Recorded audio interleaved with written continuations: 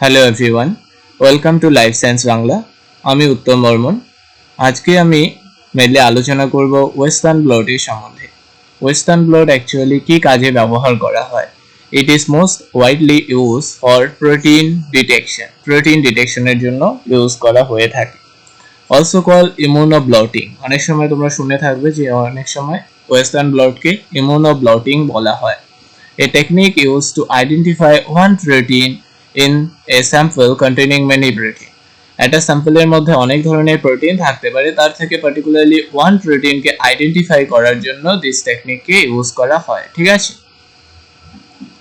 তো আমরা কেন করি? Why we perform Western blot? Western blot এর মেইন উদ্দেশ্য হচ্ছে does the protein of interest exist in my sample? আমরা এটা চেক করি যে আমাদের যে প্রোটিন অফ ইন্টারেস্ট আছে, আমরা যে প্রোটিনটাকে চাচ্ছি সেই প্রোটিনটা আমাদের স্যাম্পলের মধ্যে আছে কিনা।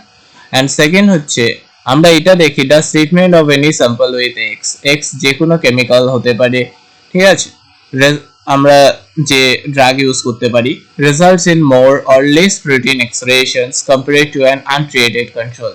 ঠিক আছে, তাহলে ট্রিটমেন্ট একটা কন্ট্রোলে কি হচ্ছে, আর একটা যখন আমরা ট্রিটমেন্ট করছি তার মধ্যে যে এক্সপ্রেশন হচ্ছে, ইএক্সপি লিখছি, এক্সপ্রেশনের মধ্যে কি চেঞ্জেস দেখা যাচ্ছে। তো আমাদের প্রথমে কি করতে লাগবে, আমাদের কাছে যদি সেল থাকে বা টিস্যু থাকে সেখান থেকে আমাদের প্রোটিন বের করে নিতে লাগবে। প্রোটিনকে আইসোলেট করব আমরা, প্রোটিনকে আইসোলেট করে এবং আইসোলেট করার পরে ওয়েস্টার্ন ব্লটের মাধ্যমে তার আমরা এক্সপ্রেশনকে আইডেন্টিফাই করতে পারি। ঠিক আছে, তো কি করা হয়, প্রোটিনকে আইসোলেট করে স্যাম্পল প্রিপারেশন করা হয়, তারপরে আমরা এসটিএস পেজে রান করি। ওকে, তো আমরা পরপর স্টেপগুলো দেখে নিচ্ছি পরের স্লাইডে। তো ফার্স্ট হচ্ছে স্টেপ কোন কোন স্টেপগুলো অ্যাকচুয়ালি ওয়েস্টার্ন ব্লটের জন্য লাগে। ফার্স্ট স্টেপ হচ্ছে separate protein sample in SDS পেজে আমাদের প্রোটিন স্যাম্পল সেটাকে কি করব, আমরা সেপারেট করব।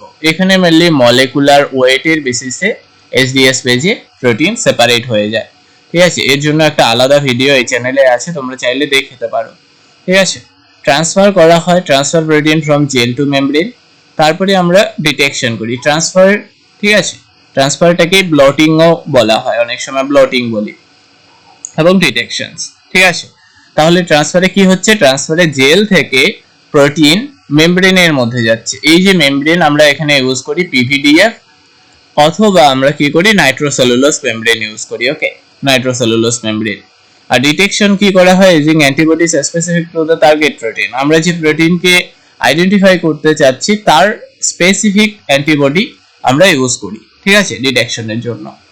তাহলে এটা হচ্ছে অ্যাকচুয়ালি এসডিএস পেজের বেসিক কিছু ছবি এখানে দেওয়া আছে, যেগুলো ফার্স্ট হচ্ছে এখানে ট্যাঙ্ক দেওয়া আছে, এখানে মেনলি রানের জন্য ব্যবহার করা হয়। ঠিক আছে, রানিং এর জন্য। এখানে রানিং অ্যাকচুয়ালি এখানে নেগেটিভ চার্জ থেকে পজিটিভ চার্জ, এখানে ডিরেকশন দেওয়া আছে, এখানে ডাইফন মুভ করে, তারপরে পরে আমাদের প্রোটিন স্যাম্পলগুলো মুভ করে। এখানে তোমরা দেখতে পাচ্ছ, এখানে এটাকে ল্যাডার বলতে পারো। ঠিক আছে, যেখানে নোন মলিকুলার ওয়েট থাকে। সেকেন্ড, এখানে ওভারভিউ অফ এসডিএস পেজে অ্যাকচুয়ালি দু ধরনের, এখানে একটা স্ট্যাকিং জেল তৈরি হয়, তারপরে এক নিচে রিসলভিং জেল তৈরি হয়। ডাইফর্ন আমরা দেখতে পারি, রানিং বাফার ইউজ করা হয়, যার মধ্যে উপরে যেটা হচ্ছে স্ট্যাকিং সলিউশনের পিএইচ থাকে 6.8, রিসলভিং জেলের যে পিএইচ সেটা হচ্ছে 8.8 থাকে, রানিং বাফারের পিএইচ মেনলি থাকে 8.3। ঠিক আছে, তো এখানে ইলেকট্রিক কারেন্ট অ্যাপ্লাই করা হয়, তারপরে আমরা কি পাই, এখান থেকে আমাদের এখান থেকে আমরা জেলটা পাই। ঠিক আছে, সেই জেলটার থেকে আমরা পরবর্তীতে ট্রান্সফার করি। তো ব্লটিং যেটাকে বলা হয়, যে ব্লটিং, অথবা আমরা এটাকে ট্রান্সফারও বলতে পারি, যে প্রোটিন আমরা জেল থেকে পেলাম, এসডিএস পেজ থেকে একটা জেল পেলাম, এবারে সেই জেল থেকে আমরা কি করব, তার মধ্যে যে প্রোটিন আছে সেটাকে আমরা ট্রান্সফার করব মেমব্রেনের মধ্যে। আগে বলছি এক্সাম্পল হিসেবে নাইট্রোসেলুলোজ ইউজ করা যেতে পারে, পিভিডিএ মেমব্রেন ইউজ করা যেতে পারে। তো অ্যাকচুয়ালি কিভাবে আমরা ট্রান্সফার করব, তাহলে ফার্স্ট হচ্ছে দুদিকে স্পঞ্জ দিতে লাগবে। ঠিক আছে, তাহলে উপরে একটা স্পঞ্জ, তারপরে ফিল্টার পেপার, তারপরে blotting membrane, gel, filter paper, sponge, এইভাবে দিতে লাগে। মেন বিষয় লক্ষ্য করতে লাগবে যে আমাদের জেলের থেকে যেহেতু আমাদের ট্রান্সফার হবে ব্লটে। ঠিক আছে, তাহলে ডিরেকশন এটা থাকতে লাগবে যে নেগেটিভ টু পজিটিভের দিকে। ঠিক আছে, তাহলে জেল আমাদের নেগেটিভের দিকে থাকবে এবং পজিটিভের দিকে ব্লট থাকবে। আর বাদ বাকি জিনিসগুলো দেখো, স্পঞ্জ এখানেও থাকছে, এখানেও থাকছে, ফিল্টার পেপার দুই সাইডে থাকবে, এই দুটো থাকবে। তাহলে এইটাকে বলা হচ্ছে অ্যাকচুয়ালি স্যান্ডউইচ বলা হয়, ঠিক আছে, মেমব্রেন ট্রান্সফার করার জন্য। তো পরবর্তীতে ছবিও আছে। তো এখানে মেনলি আমরা কি করি, এটা মেনলি ওই জেল ক্যাসেট হোল্ডারের মধ্যে স্যান্ডউইচটাকে করার পরে আমরা এই হোল্ডারের মধ্যে নিয়ে আসি, নেওয়ার পরে আমরা এইটার মধ্যে ট্রান্সফার করি এই বাকেটের মধ্যে। তারপরে আমরা এখানে ট্রান্সফার বাফার দিয়ে এখানে ইলেকট্রিক কারেন্ট অন করি, ঠিক আছে। তাহলে এখানে চলে আসলো বাফার ট্যাঙ্ক, যেখানে কি থাকে, এখানে আমরা মেনলি ইউজ করি ট্রান্সফার বাফার, ঠিক আছে। এবারে নেক্সট এর মধ্যে আমরা আসি। তাহলে আমাদের কাছে এটা হচ্ছে এক ধরনের স্যান্ডউইচ তৈরি হয়, স্পঞ্জ থাকে, filter paper, blotting membrane, gel, filter paper, আবার স্পঞ্জ। তাহলে এখান থেকে আমরা কি করব, এখানে জেল ক্যাসেট হোল্ডার, যেটা জেল হোল্ডার ক্যাসেট, এর মধ্যে আমরা নিব, ঠিক আছে। এর মধ্যে এটা হচ্ছে নেগেটিভ ব্ল্যাকটা, আর যেটা রেড কালার সেটা হচ্ছে পজিটিভ। অনেক সময় এটা হোয়াইট কালারও হয়। তো এখানে যেমন হচ্ছে ব্ল্যাক এন্ড হোয়াইট, তো ব্ল্যাকটা নেগেটিভ আর হোয়াইটটা পজিটিভ। এখান থেকে আমরা কি করব, এর মধ্যে ট্রান্সফার করব জেল ক্যাসেট হোল্ডারের পরে। বাফার ট্যাঙ্ক, এটাকে বলা হচ্ছে বাফার ট্যাঙ্ক। বাফার ট্যাঙ্কের মধ্যে কি থাকবে, ট্রান্সফার বাফার থাকবে, যার মধ্যে আমরা কি করব, এর মধ্যে দেখো দুটো দিক দেওয়া আছে, একটা নেগেটিভ একটা পজিটিভ। তো ক্যাথোড নেগেটিভ জেনারেলি বলা হয়, আর অ্যানোড পজিটিভ। এবং জেল কোন দিক থেকে কোন দিকে যাবে, এটা হচ্ছে ক্যাথোডের যেহেতু নেগেটিভ, তাহলে নেগেটিভ থেকে পজিটিভ ডিরেকশনে যাবে, তাহলে ক্যাথোড থেকে অ্যানোডের দিকে যাবে।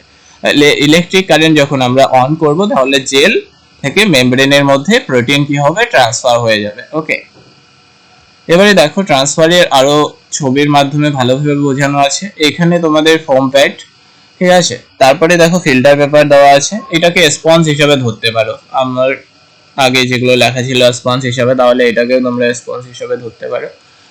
তাহলে স্পঞ্জ, তারপরে হচ্ছে ফিল্টার পেপার, তারপরে এটা অ্যাকচুয়ালি জেল, ঠিক আছে। এখানে ব্যান্ডগুলো চলে আসে, তারপরে সেই ব্যান্ডগুলো প্রোটিনস কি হয়, এই মেমব্রেন, এটা হচ্ছে মেমব্রেন, সেই মেমব্রেনটা হতে পারে নাইট্রোসেলুলোজ বা পিভিডিআর, ঠিক আছে। তারপরে ফিল্টার পেপার, তারপরে স্যান্ডউইচ, এইভাবে সবগুলো একসঙ্গে নিয়ে কি করা হয়, ওই জেল ক্যাসেট হোল্ডারের মধ্যে দেওয়া হয়, তারপরে বাফার ট্যাঙ্কের মধ্যে ট্রান্সফার করা হয়। তাহলে আমরা দেখতে পারবো আলটিমেটলি এটা হচ্ছে আমাদের মেমব্রেন, মেমব্রেনের মধ্যে এই ধরনের আমরা স্ট্রাকচার দেখতে পারবো। ওকে, তারপরে আমাদের যখন এটা হয়ে যায়, তখন আমাদের বের করে নিতে লাগে, তারপরে ব্লক করতে লাগে। ব্লক অ্যাকচুয়ালি কি কারণে করা হয়, minimize the non specific binding, যেন কোনো ধরনের নন স্পেসিফিক বাইন্ডিং না হয়। ব্লকিং এজেন্ট আমরা কি ইউজ করতে পারি, নন ফ্যাট ড্রাই মিল্ক ইউজ করতে পারি, বা বিএসএ ইউজ করতে পারি, যেটা ফুল ফর্ম হচ্ছে বোভাইন সেরাম অ্যালবুমিন। ব্লকিং এজেন্টের অ্যাকচুয়ালি কাজ যদি আমরা দেখি, আমরা এখানে দেখলাম যে মিনিমাইজ নন স্পেসিফিক বাইন্ডিং কিভাবে করে, সেটা বাইন্ড মেমব্রেনের সঙ্গে বাইন্ড করে, কিন্তু মেমব্রেনের ওই জায়গাগুলোতে বাইন্ড করে না, কোথায় অ্যাকচুয়ালি যেখানে অলরেডি প্রোটিন অ্যাটাচ করে গেছে। মেমব্রেনের মধ্যে, মেমব্রেনের ছবিটা তোমরা একটু আগে দেখলে, মেমব্রেনের মধ্যে কতগুলো জায়গায় তো প্রোটিন বাইন্ড করে যায়, এভাবে না। প্রোটিন যে জায়গাগুলোয় বাইন্ড করে যায়, মনে করো এখানে এখানে, সেই জায়গাগুলো ছেড়ে, শুধু এইটুকু জায়গা ছেড়ে বাকি যে মেমব্রেনের জায়গাগুলো সব জায়গায় কি করছে, ব্লকিং এজেন্ট বাইন্ড করছে। ওকে, নেক্সট হচ্ছে প্রাইমারি অ্যান্টিবডি। তো ব্লকিং এর পরে আমরা ওয়াশ করি জেনারেলি, তারপরে আমরা প্রাইমারি অ্যান্টিবডি দিয়ে দিই। প্রাইমারি অ্যান্টিবডি কিছু, ইট is specific to the target protein, আমরা যে টার্গেট প্রোটিনটাকে দেখতে যাচ্ছি তার স্পেসিফিক, ঠিক আছে, সেটা আমরা ইউজ করি। Any unbound primary antibody wash হবে, যেটা তারপরে কি করি, যখন এটা বাইন্ড করে যায় আবার ওয়াশ করতে লাগে। একটা জিনিস মনে রাখতে লাগবে, আমরা যদি প্রাইমারি অ্যান্টিবডি হিসাবে মাউসকে ইউজ করি, মাউসের প্রাইমারি অ্যান্টিবডি যদি আমরা ইউজ করি, তাহলে সেকেন্ডারি অ্যান্টিবডি হিসাবে অ্যান্টি মাউস অ্যান্টিবডি ইউজ করা যেতে পারে। আবার রেবিটের যদি প্রাইমারি অ্যান্টিবডি ইউজ করি, তাহলে সেক্ষেত্রে সেকেন্ডারি হিসাবে আমাদের অ্যান্টি রেবিট অ্যান্টিবডিকে ইউজ করতে লাগে। ওকে, এবারে আরেকটা জিনিস দেখো, প্রাইমারি অ্যান্টিবডি জেনারেলি আমরা কি করতে পারি, প্রোডাকশন করতে পারি, বা যে কোনো কোম্পানির থেকে আমরা কিনতে পারি, ঠিক আছে। তো সেটা কস্টলি অনেকটা। তো অ্যান্টিজেন আমরা কিভাবে তৈরি করতে পারি, সেটা এখানে একটা বেসিক ফ্লো চার্ট দেওয়া আছে, যে মাউস বা রেবিটের মধ্যে আমরা যদি অ্যান্টিজেন ইনজেকশন করি, সেখান থেকে হচ্ছে মাউস বা রেবিট কি করবে, প্রোডিউস অ্যান্টিবডি করবে এগেইনস্ট দিস অ্যান্টিজেনস, এই অ্যান্টিজেনের সাপেক্ষে। তাহলে সেখান থেকে আমরা ইমিউন সেল আইসোলেট করতে পারি বা অ্যান্টিবডি পিউরিফাই করতে পারি, এবং আমরা সেটাকে প্রাইমারি অ্যান্টিবডি হিসেবে ইউজ করতে পারি। এবারে আসি secondary antibody. Secondary antibody incubation, প্রাইমারির পরেও আমাদের ওয়াশ করতে লাগে। It is specific to antibody that is added already. তো প্রাইমারি অ্যান্টিবডি আমরা যেটা বললাম, যে প্রাইমারি অ্যান্টিবডি যেটা আমরা ইউজ করছি তার স্পেসিফিক সেকেন্ডারি অ্যান্টিবডি ইউজ করতে লাগবে। অনেক সময় সেকেন্ডারি অ্যান্টিবডি ফ্লোরোফোর ট্যাগ হতে পারে, আবার এনজাইম ট্যাগ হতে পারে। এনজাইমস এর মধ্যে এক্সাম্পল হিসেবে যদি আমরা দেখি এইচআরপি, এটাকে বলা হচ্ছে হর্স রেডিস পারঅক্সিডেজ ইউজ করতে পারি। ওকে, তো এখানে হচ্ছে সেকেন্ডারি অ্যান্টিবডি ইনকিউবেশন, তাহলে বুঝতে পারলাম আমরা।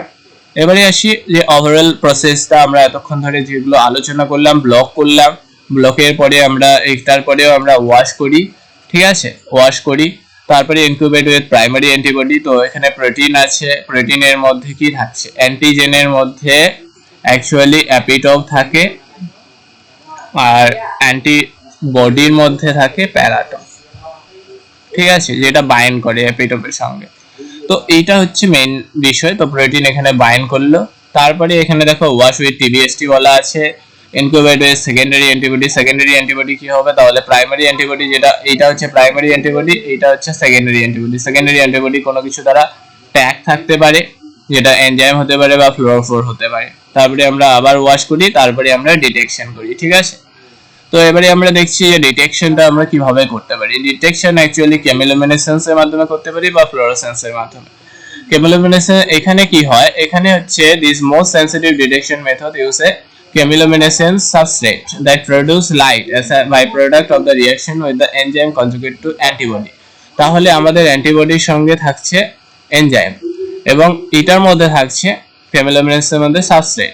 এনজাইম এবং সাবস্ট্রেট একটা কমপ্লেক্স তৈরি করবে, এনজাইম সাবস্ট্রেট কমপ্লেক্স, এবং সেটা লাইট এবং মেশিন সেটাকে ডিটেক্ট করে ইমেজ তৈরি করবে, ঠিক আছে। এইটা আমরা দেখতে পারি, আমরা জেনারেলি কেমিডগে দেখতে পারি। ওকে, কেমিডগ মেশিনের মাধ্যমে দেখতে পারি। Fluorescence alternatively fluorescence tag antibodies can be used which require detection using instrument capable of capturing the fluorescence signal।